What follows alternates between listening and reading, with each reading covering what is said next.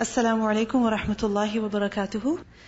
نحمده ونصلي على رسوله الكريم. أما بعد فأعوذ بالله من الشيطان الرجيم. بسم الله الرحمن الرحيم.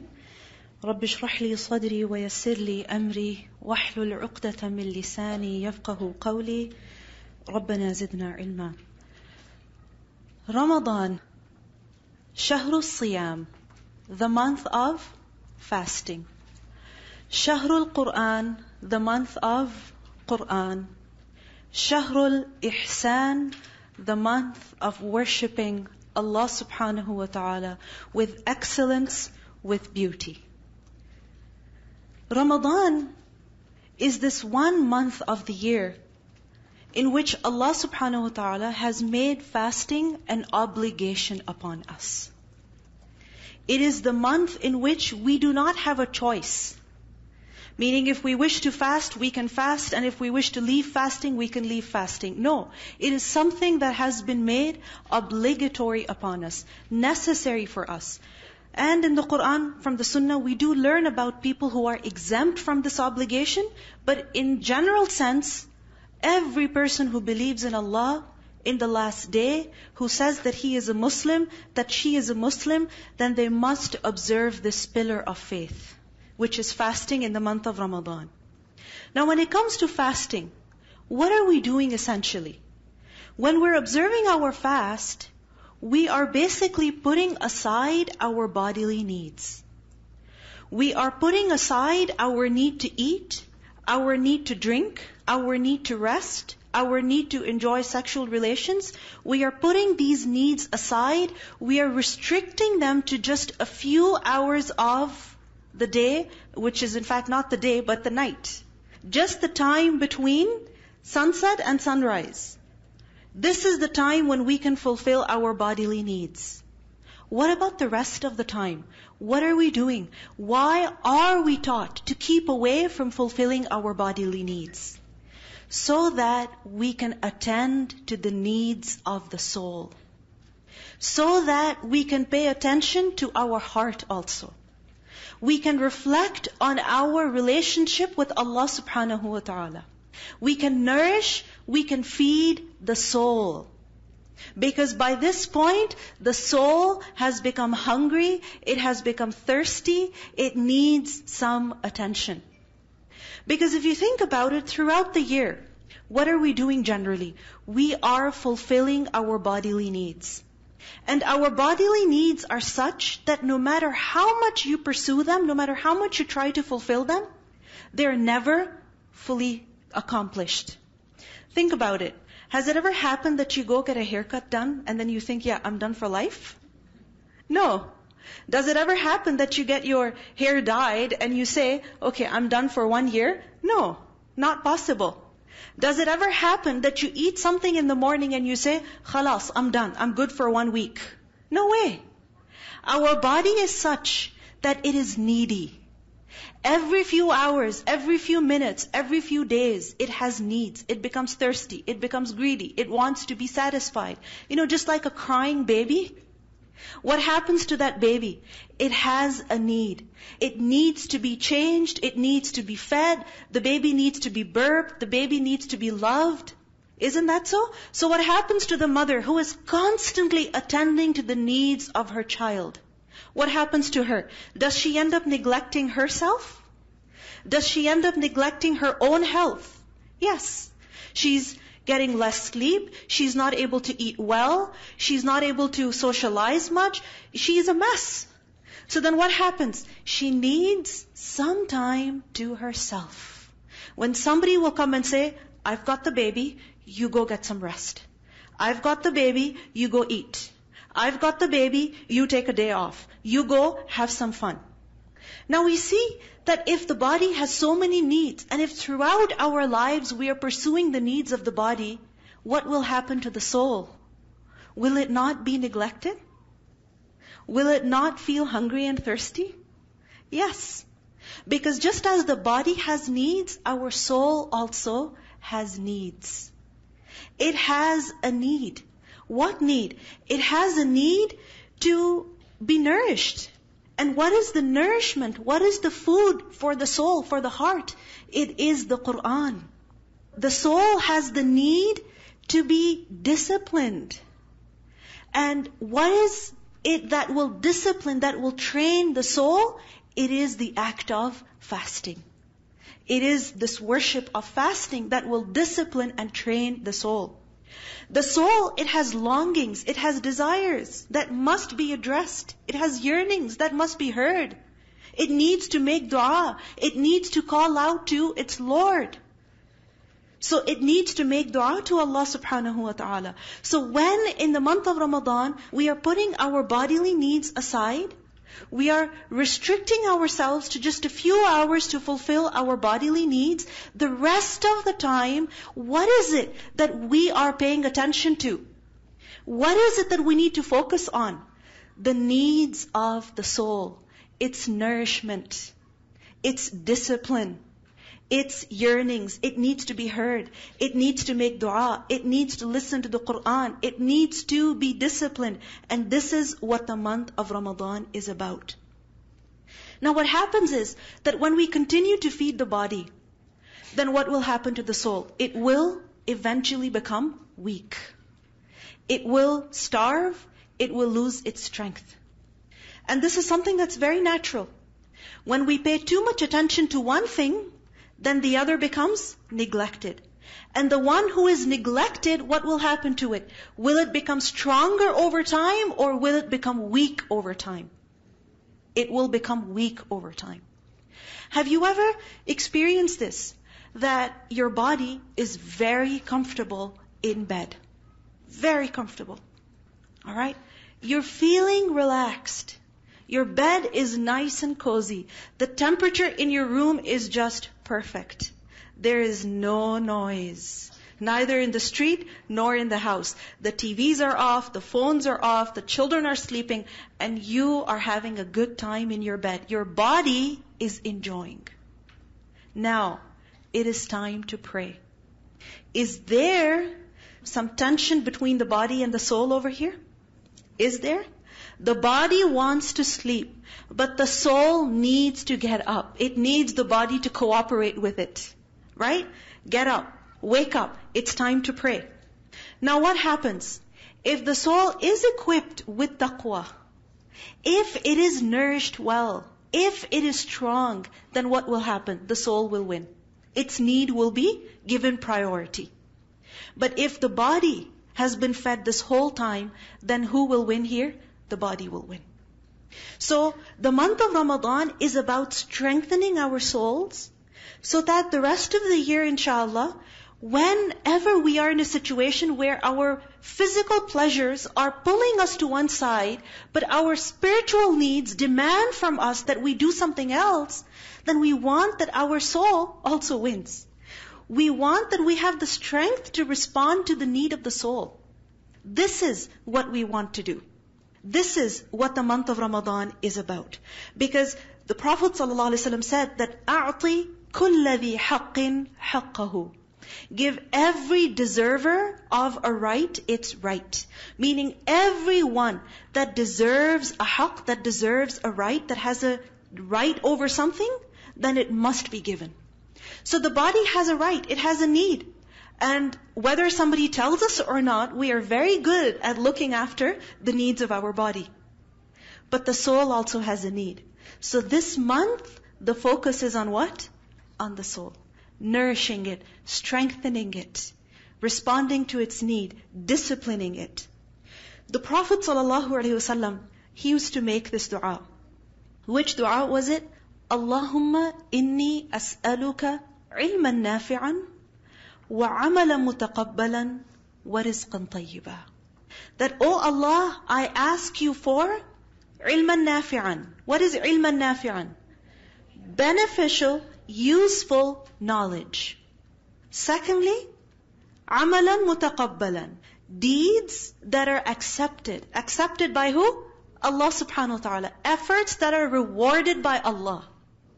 And thirdly, rizqan tayyiba. Provision that is pure. Now if you reflect on this dua, what do we see? Ilm, knowledge. That is the need of the mind. It needs knowledge. Amal mutaqabbal. good, useful, productive deeds. This is the need of the soul. Because the soul, our heart, it needs to feel like it has accomplished something. And thirdly, rizqan tayyiban, good provision, that is the need of the body. Good provision is the need of the body. So the Prophet ﷺ asked Allah for the nourishment of all these three aspects of our lives. The mind, the soul, and the body. Allahumma inni as'aluka ilman nafi'an wa amalan mutaqabbalan wa rizqan tayyiba. Now if you think about it, when we exert our effort in doing something, any action that we are doing, any action at all, do we want that effort, that action should be worth it? That at the end, we actually get something from it, so that we feel, yes, this effort was worth it. So for example, if you go to the mall for 2 hours, why? To find a jacket for yourself. Alright? And what happens? 2 hours you spend in the mall walking up and down, alright? But you don't come out with a jacket. How do you feel? How do you feel? Disappointed. You put in so much effort. You even brought your husband's money. He gave it to you willingly. Alright? Or you brought your money that you had been saving for such a long time. You had the car to yourself. You had a babysitter watching your children. Alright? You prepared dinner before coming.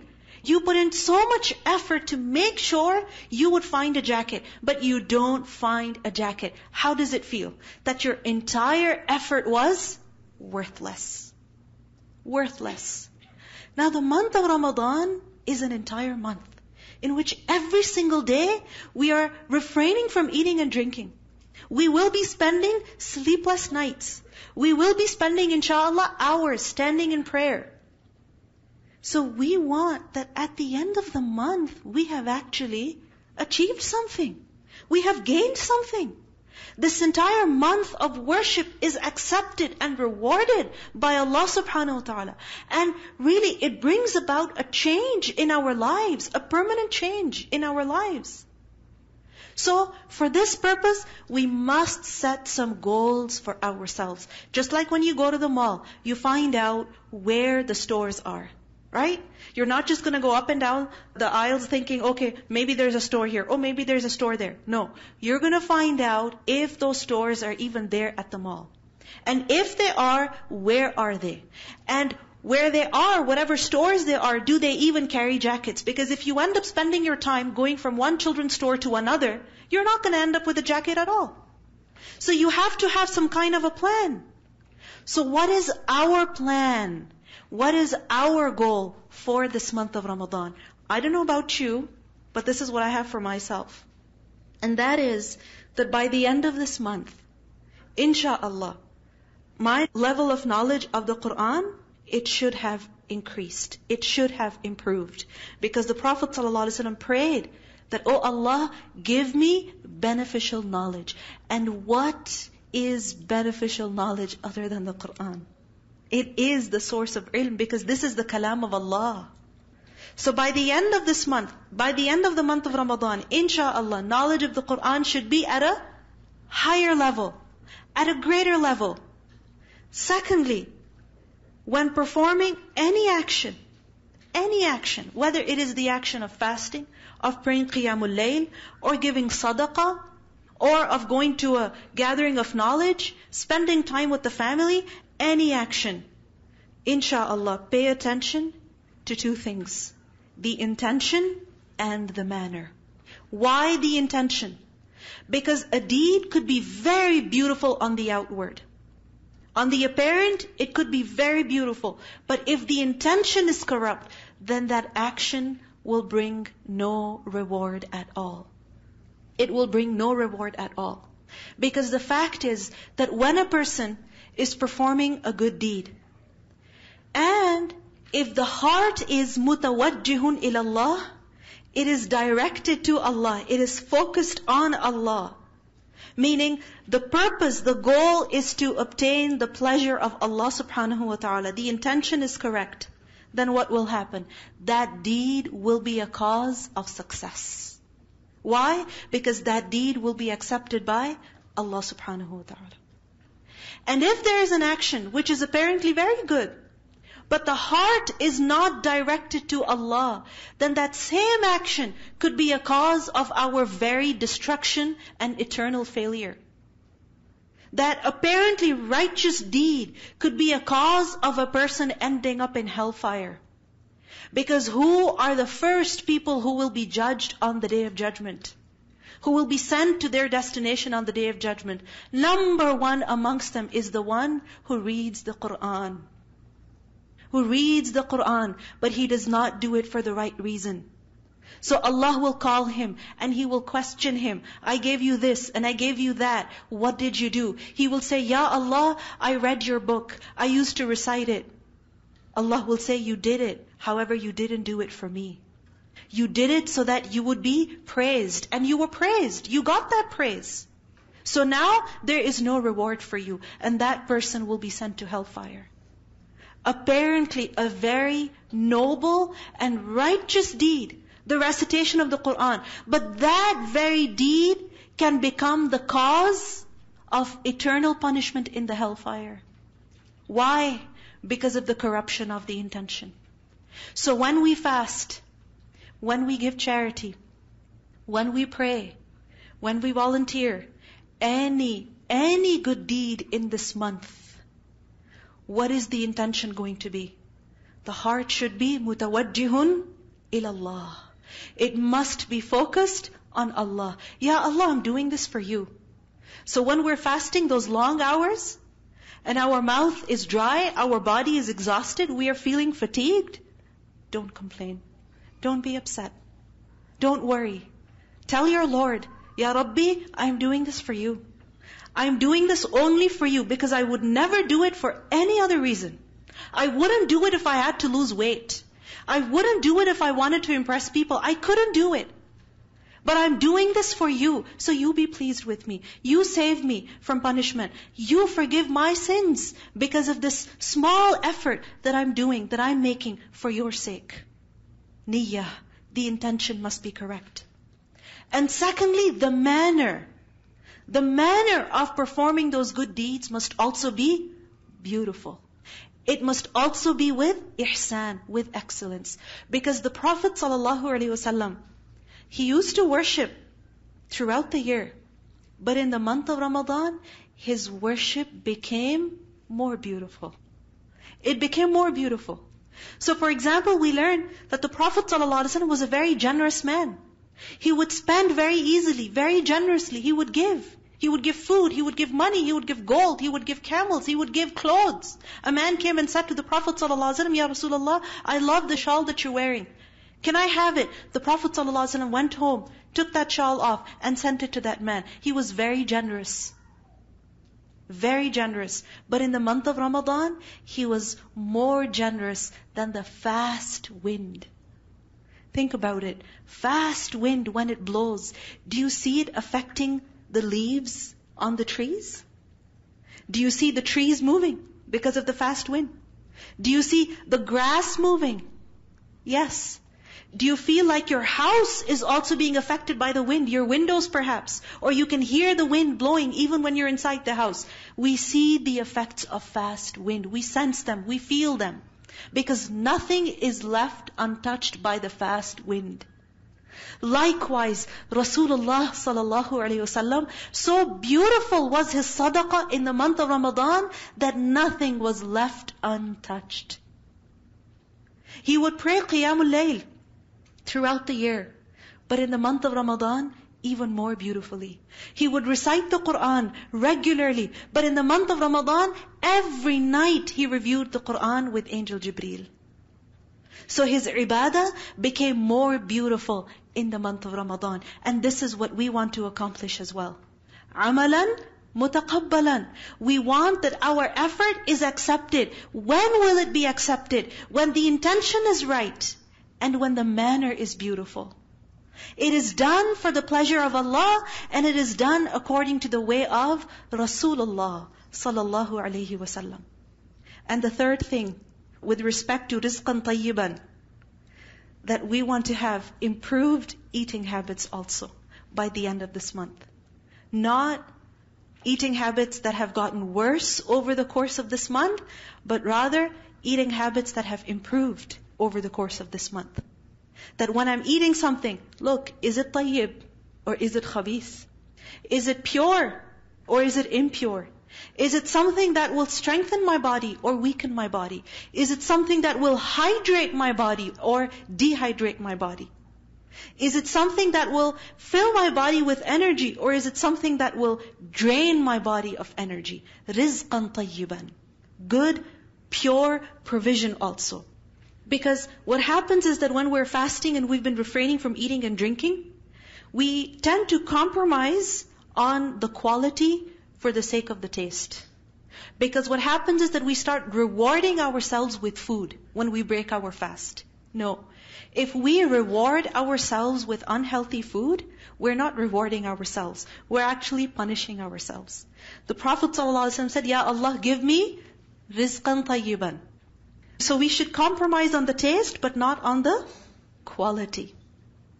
Now, the first thing that the month of Ramadan is about is fasting. Because Allah subhanahu wa ta'ala says in the Quran that فَمَنْ شَهِدَ مِنْكُمُ الشَّهْرَ فَلْيَصُمْهُ. That whoever among you witnesses this month, he lives to see this month. And may Allah allow us to live to see this month and live through this month. Whoever does so, then Allah says, فَلْيَصُمْهُ. Then he must fast during this month. He must observe fasting. Because fasting is one of the pillars of Islam. The Prophet ﷺ said that Islam is built upon 5 things, 5 pillars, and of them is وَصَوْمِ Ramadan, fasting in the month of Ramadan. Fasting is a very unique act of worship. Because we are told to keep away from eating and drinking. We're supposed to be hungry and thirsty. So much so that even if we have one sip of water in front of us, we cannot have it. We cannot have it.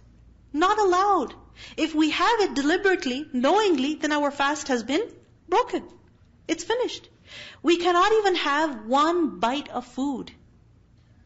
Now, it's such a unique act of worship. And this is why the reward of this unique act of worship is also very unique. It's very unique.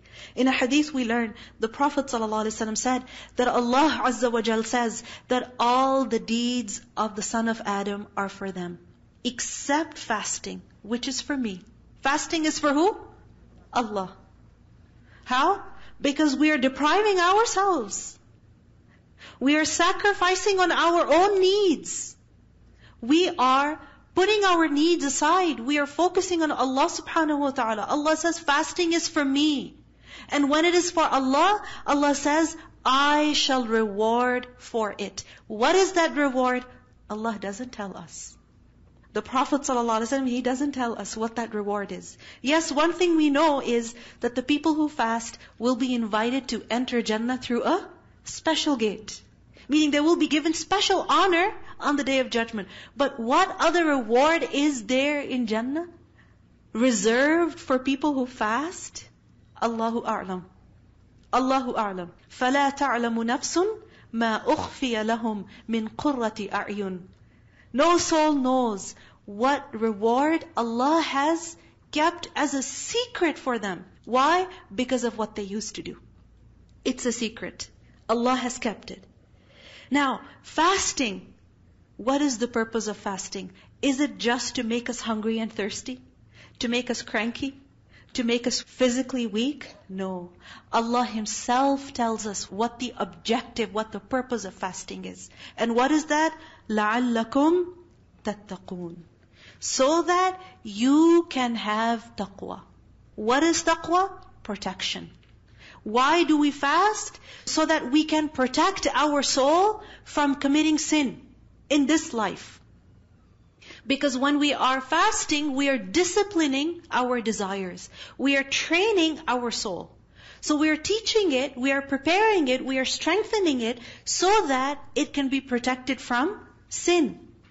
So لَعَلَّكُمْ تَتَّقُونَ, so that you develop taqwa, meaning you shield yourself from committing sin in this life. And also, so that you may shield yourself, protect yourself from the punishment in the next life. Because fasting is an act of worship that erases our sins. The Prophet ﷺ said, "As-siyamu junnah." Fasting is a shield. Has it ever happened that there's something dangerous and you need a shield to protect yourself from that danger? So for instance, in the winter months, what happens when there's minus 30 outside with a wind chill and a storm? What happens? Do you go outside with your hands exposed? Never. You don't do that. When I first came to Canada, I hated gloves. Alright? I still don't like them. I don't like covering my hands. I feel like when I cannot touch the wheel, when I cannot touch something, I feel very restricted. Alright? So for many years, I avoided wearing gloves. However, when I started driving, and I had to take my kids to school and everything, in the morning you're leaving, that's when I finally gave up. And I started wearing gloves. Why? Because I learned that if I don't wear gloves, and I touch the cold car, and my hands are exposed because I'm putting the kids in the car, what will happen to my hands? They will freeze. They'll become so cold that my bones will hurt. Literally the bones hurt. Right? The cold just gets inside. So we need to shield ourselves. In the summer, what do we need? Sunscreen, screen, shield, protection. Right? So, we also need protection from hellfire. We also need protection from punishment in the grave, from punishment on the Day of Judgment. So what is one of those deeds that will protect us from punishment, that will shield us from Nar Jahannam? It is the act of fasting. Because Allah says that fasting has been made obligatory on you. Why? لَعَلَّكُمْ تَتَّقُونَ. The purpose of fasting is not to keep us hungry and thirsty. Because the Prophet ﷺ said that there are many who fast, but they get nothing from their fast except for hunger. And there are many who pray, and they get nothing from their prayer except sleepless nights. So the point of fasting, the point of this month, is not to torture our bodies. No. It is to strengthen our soul. It is to equip the soul, to train the soul. Now, the month of Ramadan is not just a month of fasting. Because when Allah mentions Ramadan in the Quran, you heard the ayat at the beginning. What do we learn? What does Allah subhanahu wa ta'ala say about the month of Ramadan? Shahru Ramadan alladhi, the month of Ramadan is that in which unzila fihi al-Quran, in which the Quran was revealed. So when Allah mentions Ramadan, before He mentions fasting, what does He tell us about Ramadan? That this is the time when Allah revealed the Quran. When Allah honored you with His gift of guidance. He honored you. He gave you His kalam so that you may be guided in this life. This is why we celebrate this month. How? By fasting. In a hadith we learn that it was not just the Quran that was revealed in the month of Ramadan.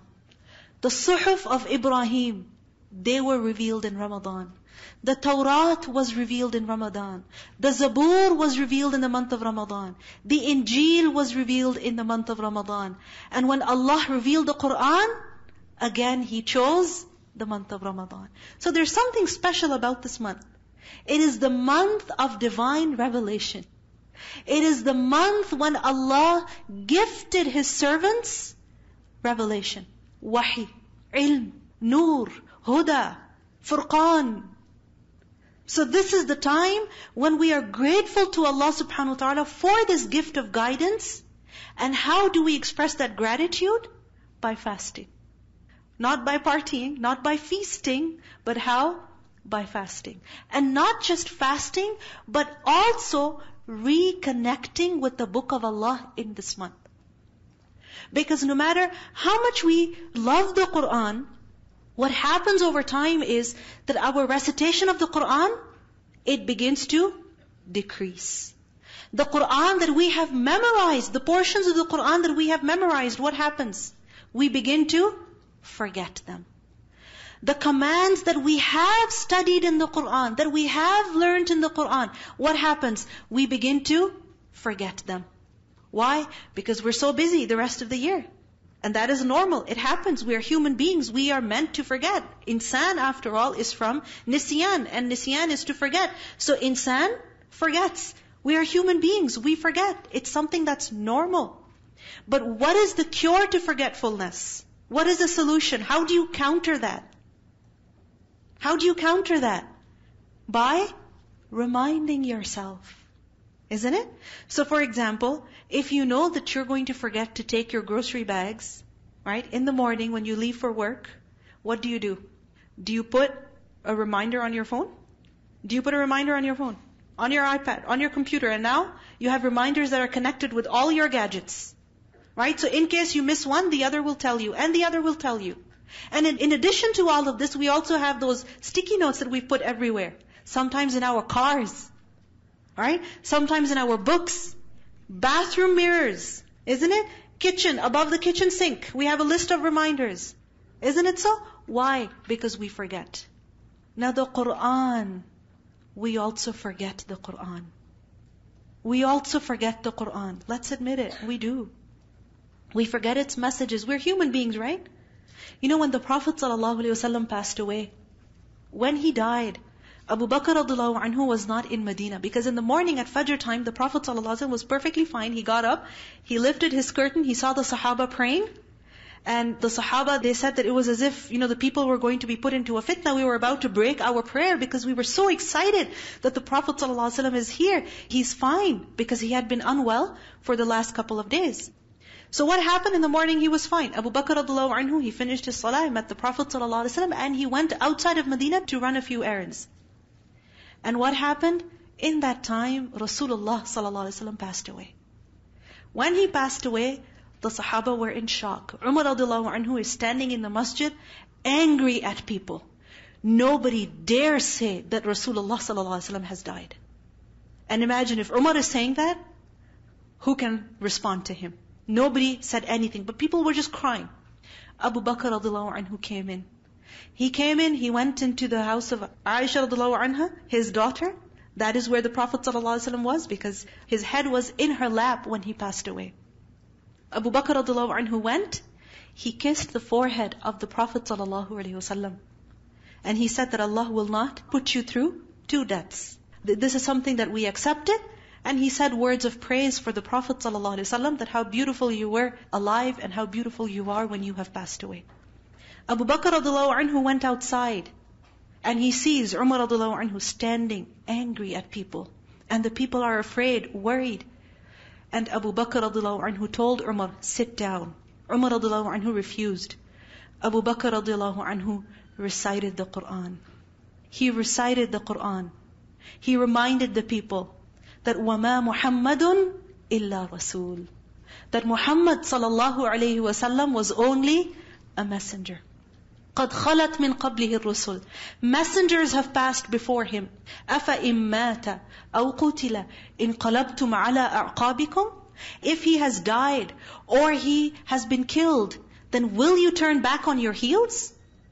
And Abu Bakr radiallahu anhu said his famous words of whoever used to worship Muhammad, then he should know that Muhammad has died, sallallahu alaihi wasallam. But whoever used to worship Allah must know that Allah is ever living, eternal. Umar radiallahu anhu, he said that when he heard that ayah, he felt as though the ground beneath his feet had disappeared. He felt he could not stand any longer. He just sat down. The Sahaba said, it was as if for the first time ever, they were listening to that ayah. First time ever they were listening to that ayah. And when was this ayah revealed? After the battle of Uhud, just a few years ago. But what happened over time? Did they not forget it? They forgot it because they were human beings. They were human beings. And the Sahaba were the people who heard the Quran recited from the mouth of Rasulullah sallallahu alaihi wasallam. They were the people who had the Quran preserved in their hearts. They were the people who recited the Quran in the morning, in the night, who taught people the Quran. If they could forget the Quran, then what about us? What about us? So if we have forgotten something of the Quran, Isn't it necessary that we reconnect with the Book of Allah? That we remind ourselves of the beautiful gems, of the beautiful guidance that Allah has given in this Quran? Isn't it necessary that we revisit this beautiful gift that Allah has given? We reconnect with the Book of Allah? Because Rasulullah sallallahu alaihi wasallam, even he used to review the Quran in this month. In Bukhari we learn that Jibreel would come to visit the Prophet sallallahu alaihi wasallam every night in the month of Ramadan. And remember, Jibreel would not come when he wanted, or when the Prophet ﷺ wanted. When would Jibreel visit the Prophet ﷺ? When Allah ordered him. So if Jibreel is coming to the Prophet ﷺ every single night and making the Prophet ﷺ review the Quran, this is being done at whose orders? At whose instructions? At the instruction of Rabbul Alameen. If the Messenger ﷺ needed to review the Quran every night, then what about us? Then what about us? We also need to reconnect with the Quran. Now the question is, how do we reconnect with the Book of Allah in this month? Through different ways. First of all, let's do what the Prophet ﷺ did. And what did he do? Tilawah. Recitation. Because the month of Ramadan is a month of Quran. And in this month, the one action that should be most visible after fasting should be which? Ibadah? Ibadah with the Quran. This should be the most visible, the most prominent, the most evident ibadah in the month of Ramadan after fasting. And what is that? With the Quran. And this is why we see that the Salaf, what would they do? Imam Malik, he would say that this is the month of Quran, and therefore, لا كلام فيه إلا مع القرآن. There is no talking, no chatting, no conversation in this month except with the Quran. It's as if he is telling people, I love you, however, I need to talk to the Quran more than I talk to you in this month. Do we spend our time talking? Lots. Isn't it? We talk to our friends, we talk to our families, we talk, through our mouths, on the phone, or with people who are sitting in front of us, and sometimes through text messages, right? Status updates and so on and so forth. We're always conversing. Imam Malik said this month is for talking with the Quran. Just as we spend hours talking to people, now hours should be spent talking to the Quran. Now the question is, how do you talk to the Quran? How do you talk to the Quran? By reading it and listening to it. Because you see, this is how you carry a conversation. You speak, and then you listen. We talk, and then we listen. So likewise, in this month, insha'Allah, we have to spend some time, however much time we can, in recitation of the Quran, and also in listening to the Quran. So for example, in Salatul Taraweeh, many of us inshallah will get a chance to listen to the Quran. But should that be it? No, more than that. Recitation of the Quran in the day also. In the day also. Or if we're not able to go for Salatul Taraweeh ourselves, then reciting Quran ourselves. Listening and reciting. Because when a person recites the Quran, then what happens? He is rewarded for every single letter. Every single letter. What's the reward? 10 good deeds. 10 good deeds for every letter. Now imagine if you do that while you're fasting. Isn't the reward going to be more? It is. Because now it's added up with another act of worship. So there is more reward for reciting the Quran in the month of Ramadan while a person is fasting.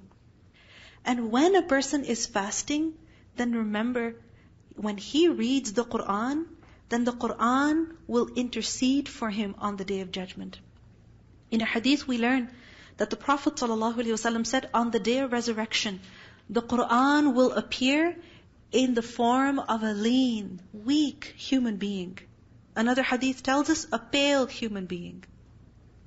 And it will say to the person who used to recite the Quran, do you recognize me? Has it ever happened with you? Somebody just comes in front of you and says, do you recognize me? Has it ever happened? And you're trying to remember, and you cannot remember, but you don't want to offend the other person also, right? So anyway, the Quran will say, do you recognize me? The person will say, I do not recognize you. The Quran will say, I am your companion, the Quran, who kept you thirsty in the scorching heat. Quran that kept you thirsty in the heat, meaning it was hot, you were fasting, you were thirsty, but you kept reciting me. You were thirsty because of me. Because think about it, if we keep quiet, alright, our mouth is shut, and we are lying down, are we going to feel thirsty? No, not really. And even if we do feel thirsty, it's easier to control it. Why? Because we're lying down, and very soon we're going to doze off. And we can sleep for 2-3 hours, and the fast is over. Right? But when a person chooses to recite the Quran, then what is he doing? He's keeping himself thirsty in the heat. He cannot even have a sip of water, but he's thirsty. The Quran will say, I kept you thirsty in the heat of the day, and I kept you awake at night. The night was short. You could have slept, but you chose to recite the Quran in salah. I kept you awake. Those few hours you had, you sacrificed them for the book of Allah. The Quran will say to the person that every trader, meaning every person who does business, he does so with the intention of gaining profit. So today is the day when you will get your reward. When you will redeem your points. Right? When you will get your rewards. And what is the reward? Because the Quran will then intercede for the person. So we learn in the hadith that the person will be given kingship in his right hand. He will be like a king in Jannah. So much of freedom, authority, lavish, everything, comfort. He will be granted kingdom in his right hand, eternity in his left hand. Eternity in his left hand. So he will be in Jannah forever. He will be made to wear the crown of respect and dignity. His parents will be made to wear silky robes, silky dresses, beautiful, elegant dresses that will be more precious than the world and whatever is in it. And the parents will ask, why have we been given this?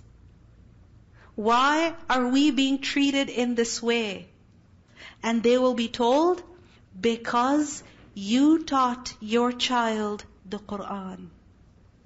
You taught your child the Quran, and your child read the Quran even when he was fasting. So he was thirsty, but he kept reading it. So imagine, recitation of Quran while fasting is not just something that will bring benefit to the reciter, but it will also be a source of honor for his or her parents. Honor for them on the Day of Judgment. Now what happens is that in the month of Ramadan, sometimes we hesitate to recite the Quran. Why? Because there are people. In the masjid, for example, we have about 15 minutes before Salah, we want to recite the Quran, but there are so many people, and we feel shy of reciting the Quran in front of them. Or at home, our families are there. We feel shy. The Prophet ﷺ said that the one who recites the Quran in a loud voice, loud not in the sense that the person is screaming, no, loud in the sense that others can hear him, then he is like one who gives sadaqah openly. Why is it like sadaqah? Because when you recite the Quran to someone gets to listen, they're also getting a chance to worship Allah subhanahu wa ta'ala. Isn't it? Because they're getting to listen to the Quran. They're getting to reflect on the Quran. So it's as if you're giving sadaqah. But how sadaqah? Openly. Why? Because you're reciting Quran openly. And the one who recites the Quran quietly is like the one who gives sadaqah secretly. Both are good. Both are good. It's a win-win situation. So if we get a chance to recite the Quran when others can hear us, good, alhamdulillah. But obviously the intention must be correct. And if we get a chance to recite the Quran in our privacy, when nobody can hear, even that is good. It's a win-win situation. The recitation of the Quran. What is this? It's a very, very noble deed. Once a man came to Abu Sa'id al-Khudri and he said, advise me. Has it ever happened? That you ask somebody, can you please advise me? The month of Ramadan is coming. I'm really nervous about it. Can you please advise me? Right? I'm going to go into the school. Can you please advise me? I'm going to get married. Can you advise me? Huh? So this person is asking Abu Sa'id al-Khudri, advise me. Some advice that will benefit me for life. For life. What should I do? What should I hold on to? Abu Sa'id al-Khudri said that you have asked me what I asked the Messenger of Allah sallallahu alaihi wasallam. Meaning I asked him the same question. So I will tell you what the Messenger sallallahu alaihi wasallam told me. And what was that? Usika bi taqwallah. I advise you to have fear of Allah. فَإِنَّهُ رَأْسُ كُلِّ شَيْءٍ. For it is the head of everything, meaning the main portion. It is the leader. It is the crux of everything. And you must strive in the way of Allah, because that is the monasticism of Islam. And you must engage in the remembrance of Allah. وَعَلَيْكَ بِذِكْرِ اللَّهِ وَتِلَاوَةِ الْقُرْآنِ. You must adhere to the remembrance of Allah and the recitation of the Qur'an. Why? فَإِنَّهُ رَوْحُكَ فِي السَّمَاءِ وَذِكْرُكَ فِي الْأَرْضِ. For it is a means of your life in the sky and your mention on earth. Life in the sky, meaning if you really want to be well known, alive, like a living personality. You're like a living personality, a person who's alive. What happens? You get their updates all the time. They're now in this country, they're in that country, they're doing this, they're doing that, right? You get their live updates, right? So a living person. So when a person recites the Qur'an, he becomes famous where? Famous where? Amongst the angels. So the angels talk about him. Oh, this person, today he completed the recitation of Surah Al-Anfal. Yeah, today he completed the recitation of the entire Qur'an. The angels talk about the person who recites the Qur'an and remembers Allah. He becomes famous where? In the skies. We all have this desire, right? That people should remember us. They should talk about us. They should take interest in us. They should pay attention to us. The Prophet ﷺ guided us that we should seek this kind of praise. Praise from who? The angels. Right? And obviously, what does that mean? That Allah subhanahu wa ta'ala will also be happy with His servant. So, فَإِنَّهُ رَوْحُكَ فِي السَّمَاءِ وَذِكْرُكَ فِي الْأَرْضِ. And your fame also in the earth. So it's amazing that when a person is reciting the Qur'an here in this world, where is he being mentioned? In the sky. فَاذْكُرُونِي أَذْكُرْكُمْ. Remember me, remember Allah, and Allah will remember you. And also remember that the recitation of the Qur'an is better than anything in this world. One day the Prophet ﷺ saw the Sahaba, they were sitting in the masjid, talking amongst themselves. And the Prophet ﷺ said to them, he asked them, that who amongst you would like to go to such and such marketplace and bring from there 2 camels of the best breed, healthy camels, for free? For free. So who amongst you would like to go to an auto mall every day and bring 2 cars for free? Good cars. Not old, used. No. New, good cars. Who would like that? 2 for free every day. Maybe you're not interested in cars. Let me put it in your context. What is it? People's Jewelry Store, Burke's and all that, right? Tiffany and Co. Okay. Who would like to go to Tiffany every morning and come back with 2 pieces of jewelry? Original, real diamonds. Who would like that? White gold, platinum. Who would like that? There's no question about this. Everybody would like it. It's so obvious that you don't even feel the need to raise your hand here. Right? It's so obvious. The Sahaba said, everyone would like that. The Prophet ﷺ said, if one of you were to go to the masjid and recite or learn or teach 2 ayat of the Qur'an, that is better for you than those camels.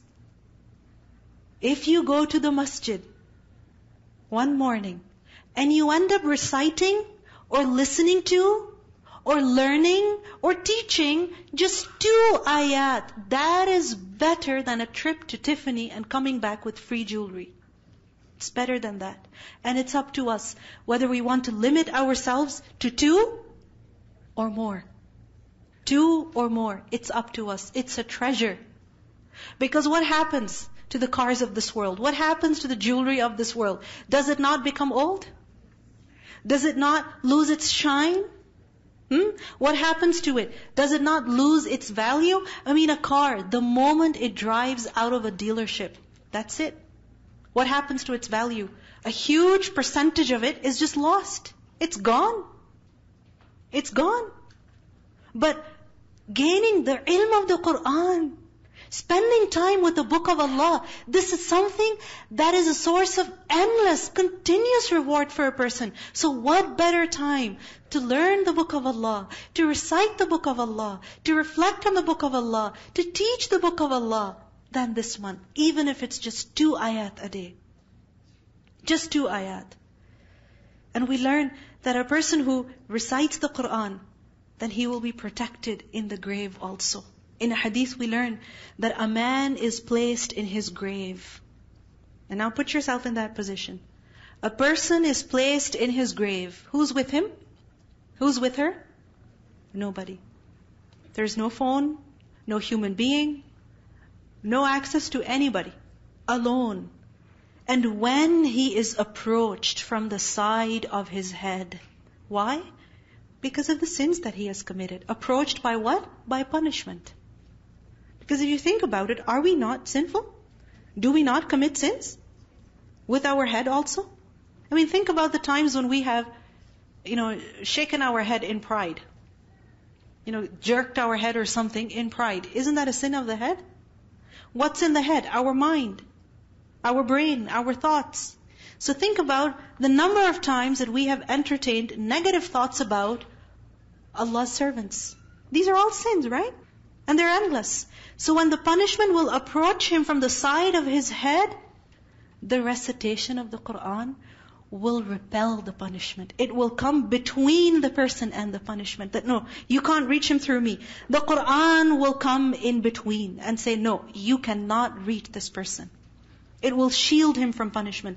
And this is a hadith in At-Tabarani. When the punishment will approach him from his side, so the right or the left side, then charity will repel the punishment. How much sadaqah did a person give?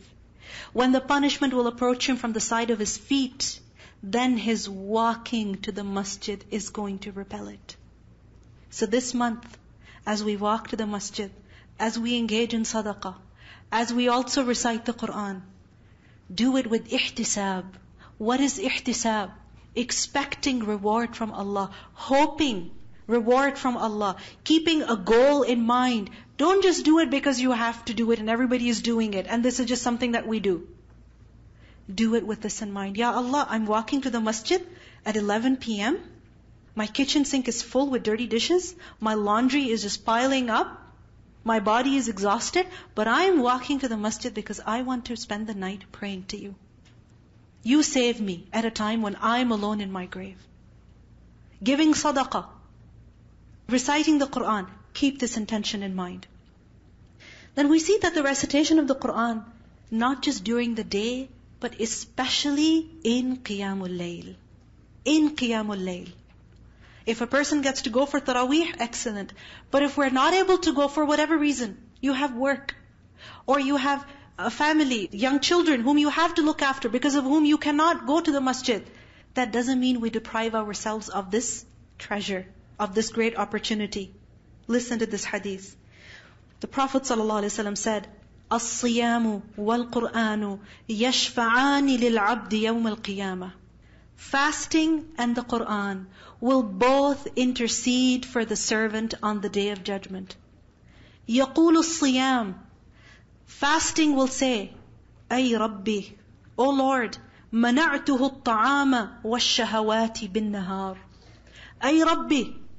Fasting will say, أي ربي, O Lord, I prevented this person from food and from fulfilling his desires during the day. فَشَفِّعْنِي فِيهِ. Allow me to intercede for him. Allow me to intercede for him. وَيَقُولُ الْقُرْآنِ, and the Qur'an will say, مَنَعْتُهُ النَّوْمَ بِاللَّيْلِ. Oh Allah, I prevented him from sleep in the night. He couldn't sleep because of me.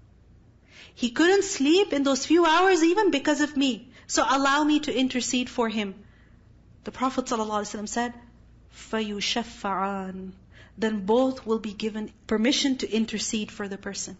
And imagine when fasting and Qur'an are fighting for a person, arguing for a person, then no, this person should not be punished. No, this person should go to Jannah. Yes, this person should be given a higher rank in Jannah.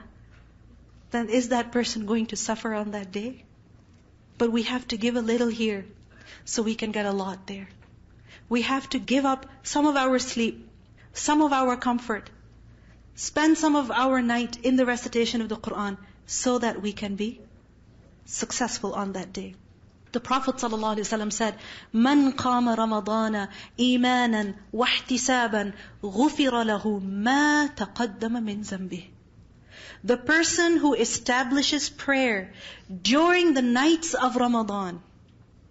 This is not the 5 daily prayers. This is establishing the prayer when? In the night of Ramadan. What does it mean? Every night, a person spends some time in Qiyamul Layl.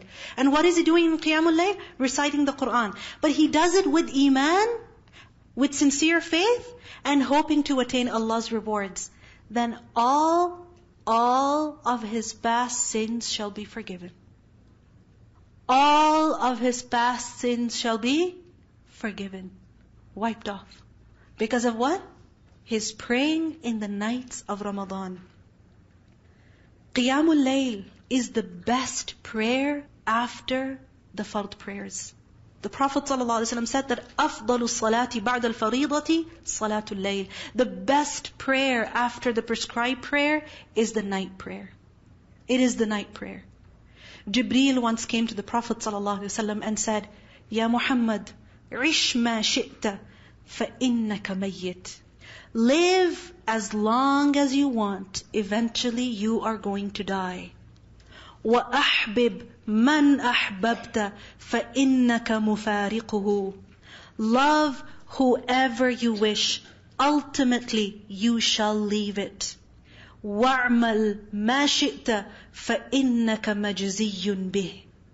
Do what you wish. You will be recompensed for it. وَاعْلَمْ أَنَّ شَرَفَ الْمُؤْمِنِ قِيَامُهُ بِاللَّيْلِ. Know that the honor, the nobility of a believer is in his prayer in the night. The more a person prays in the night, the higher, the greater his rank is in the sight of Allah. وَعِزُّهُ إِسْتِغْنَاؤُهُ عَنِ النَّاسِ. And his honor is in being free of need of people. Meaning not wanting what people have. This is what will bring honor to a human being. Jibreel advised the Prophet ﷺ that what is the honor of a believer? It is his standing in prayer in the night. Because this is something that will cause people to enter Jannah with security. The Prophet ﷺ said that pray in the night while the people are asleep and you shall enter Jannah in safety. تَدْخُلُ الْجَنَّةَ بِسَلَامٍ. There are special homes in Jannah, unique homes, whose outside can be seen from the inside and the inside can be seen from outside. And the Prophet ﷺ, when he described these beautiful houses in Jannah, a man said, لِمَنْ هِيَ يَا رَسُولَ اللَّهِ. Who get those houses, Ya Rasulullah? And he said, لِمَنْ طَابَ الْكَلَامِ. For the one who says good speech, who speaks well. وَأَطْعَمَ الطَّعَامِ. And he gives food to others, he feeds others. وَبَاتَ قَائِمًا وَالنَّاسُ نِيَامٌ. And he spends the night standing while the people are asleep. This is the person who will achieve high levels in Jannah. Now the Prophet ﷺ, what kind of Qiyamul Layl would he perform in the month of Ramadan, or even in general? In a hadith we learn, Hudayfa radhiallahu anhu, he said that I came to the Prophet ﷺ in one of the nights of Ramadan and stood with him to pray. So he found the Prophet ﷺ praying, so he just joined him. He said when the Prophet ﷺ said the takbir, he said, Allahu Akbar, ذُو الْمَلَكُوتِ وَالْجَبَرُوتِ وَالْكِبْرِيَاءِ وَالْعَظَمَةِ. So he glorified, he praised Allah. Then the Prophet ﷺ, after Surah Al-Fatiha, he recited Al-Baqarah, Surah Al-Baqarah, the entire Surah Al-Baqarah. Then he recited Surah Al-Nisa, the entire Surah Al-Nisa. Then he recited Surah Ali Imran, the entire Surah Ali Imran. Hudayfa said, the Prophet ﷺ would not pass by any verse of warning except that he paused there. He took his time. He then went into ruku' and he did tasbihat. And then again, he went into sujood, and then when he got up again, he recited more Quran. And then he said the salam. Now, what do we see? The Prophet ﷺ, his qiyamul layl was not for the purpose of just completing 8 rak'at. It was not just for the purpose of completing 20 rak'at. It was not just for the sake of doing qiyamul layl. It was for the purpose of reciting Quran in qiyamul layl. That is what he did. And that is what we should also aspire to do. In fact, when a person recites just 10 ayat in qiyamul layl, he gets the reward of qintar, a heap of reward. When a person recites 100 ayat in qiyamul layl, then the reward for the entire night of worship is written for him. And when a person recites 1,000 verses, then he is of the muqantireen, those who are given more and more of reward, heaps and heaps of reward, meaning uncountable. So this is the time when we recite the Quran in the day, as well as in the night. And when we recite, just like the Prophet ﷺ did, we also reflect upon the Quran. Because Allah says, كِتَابٌ أَنزَلْنَاهُ إِلَيْكَ مُبَارَكٌ لِيَدَّبَّرُوا آيَاتِهِ. This kitab we have revealed. Why? So that people reflect on its verses. It's not just for recitation, it's also for reflection. Many of us, we think that when it comes to the Quran, my goal is to complete the study of the Quran. My goal is to complete the recitation of the Quran. Or my goal is to complete the memorization of the Quran. These are not goals. These are not goals. These are all means. Means to what? Reflection on the Quran. Tadabbur on the Quran. Because when a person studies the Quran, he's able to reflect on the Quran. Now once the study is done, an endless journey of tadabbur should begin. You understand? Likewise, when a person memorizes the Quran, he's able to recite it. He can recite it fluently. Now it doesn't mean that he can put the Quran away. No, it means now the endless journey, the lifelong journey of reflection on the Quran should begin. Because when we reflect on the Quran, we think about ourselves. We see our mistakes.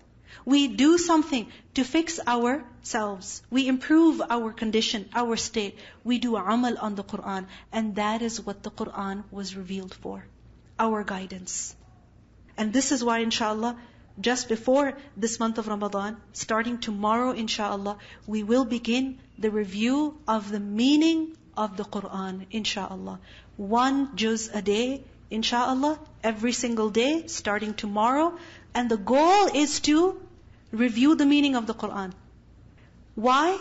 So that we can reflect on it. So that when we will be reciting the Quran in this month, and we will be listening to it, we know what we're saying. So that we can be of those who Allah subhanahu wa ta'ala describes as al-muttaqeen. Because this Quran is what? Hudan lil-muttaqeen. May Allah subhanahu wa ta'ala allow us to spend this month with His book, in His worship. And may Allah subhanahu wa ta'ala allow us to make this month a successful month, so that He is happy with us and we are happy with Him. May our deeds be amalan mutaqabbalan. Inshallah, tomorrow when we begin our program of Fahm al-Quran, we will be using the translation of Sahih International. Alright? And if you have that mushaf with you, I would recommend that you bring that with you, because I will be reading that translation and you want to be able to follow along easily. Right? So inshallah, if you have it, bring it. If you'd like to just use it off of the internet, there are many sites that have that translation for free. So inshallah, you can also bring that. And with that, inshallah, we conclude our program. Subhanakallahumma wa bihamdik. Nashhadu an la ilaha illa anta. Nastaghfiruka wa natubu ilayk. Assalamu alaikum wa rahmatullahi wa barakatuh.